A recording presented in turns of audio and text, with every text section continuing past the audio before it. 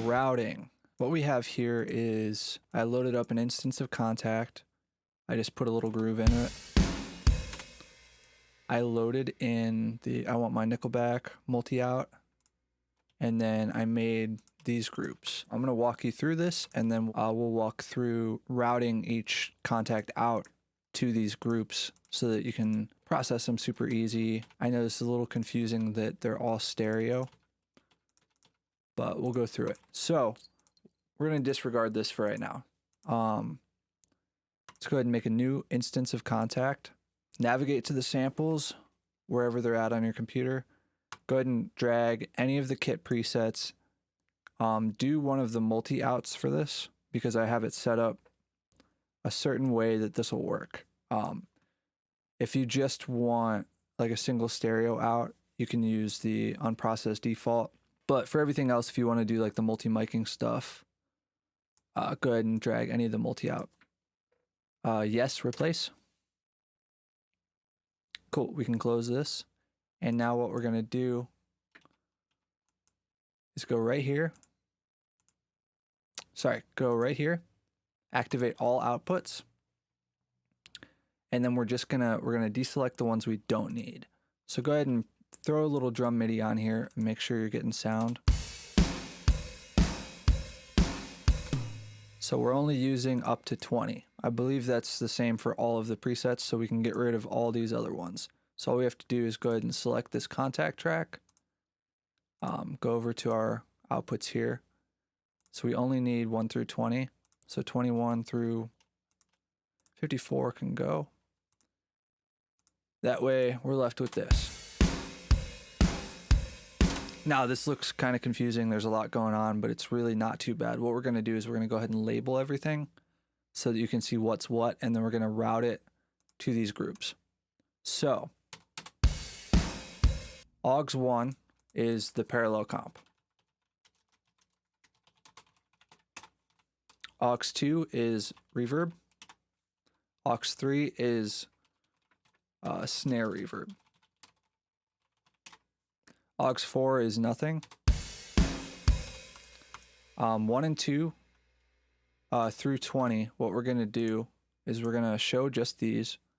Every single one of these is a stereo pair of 2. So that's a pair, that's a pair, that's a pair, all the way through. So what you can do is select the first one, first, third, fourth, you get the idea, every other one.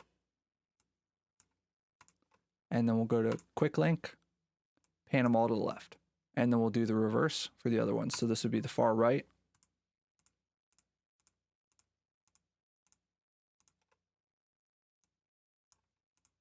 And pan them to the right. Now we have the full stereo kit. And you should be hearing it the way it's meant to be heard. The reason it's done this way with the left and right channels is so that these panning knob and stereo knobs actually do something.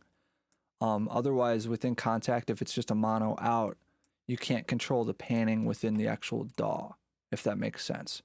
So it would only be panning in Contact and then running out to a mono channel. And then even if this was panned left or right, it's going to be monoed out.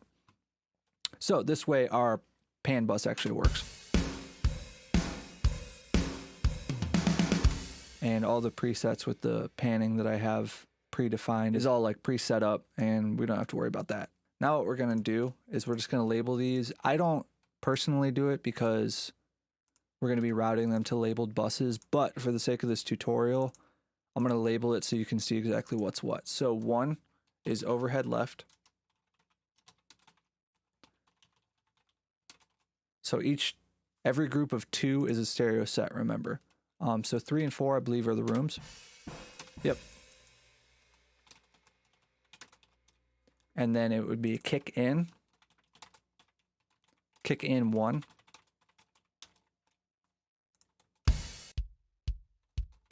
Then we have kick in 2. And then kick out. After that, we have snare top.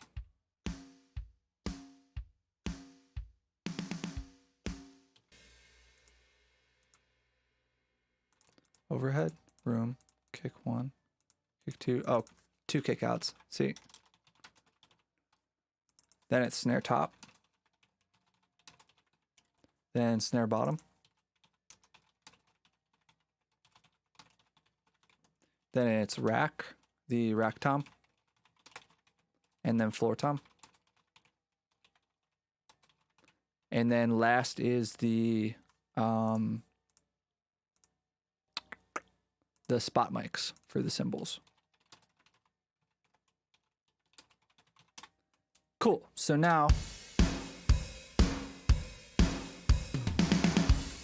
we can see what everything is. So now all we have to do, just create 1, 2,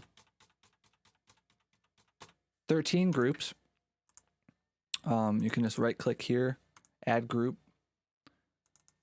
13, and then go ahead and label those groups how I have it here. I have them set in order of appearance, the same way that they'll show up here. So that's all I did. I just labeled and colored the groups. I like to keep cymbals yellow and rooms orange. I like to do like auxiliary buses and groups and stuff that needs to stand out as like a master sort of channel as red. But that doesn't matter. So what we're going to do is just go ahead and select all of these channels, go into your mixer, show only selected channels, and then we're just going to route these out to the proper channels. So the paracomp, verb, and snare verb, these are coming out as stereo. So that's why we haven't done the left-right pan. Those are the only ones that can actually come out of Kontakt as a stereo file. So we'll go into our routing. We're going to go ahead and route this to paracomp, paraverb, parasnare verb. So those are done. Now we're going to do overhead. Shift and click to select both, and then make sure your quick link is on. And then go to overhead, and then rooms. Kick in 1. Kick in 2. Kick out. Snare top. Snare bottom. Rack tom. Floor tom. And spot mics. And that's it. We're done. We can close this out, rename this. I can get rid of the other instance. I like to make it this aqua teal color. It's just a weird preference. And that's it. We don't have to look at this at all anymore. All we have to worry about is these groups. What's also good about this, now that they're grouped, if you want to print these out, all you have to do is go to File, Export. We're going to go use Project Audio folder. And then we're going to change our name scheme so that we're using the channel name. Okay. And then multiple outs. Make sure you don't have anything selected. Then go to groups. And then we're just going to bounce out these groups. Create audio track, insert into pool. I like to do 32-bit float for higher quality. Doesn't really matter. And then we can just export audio.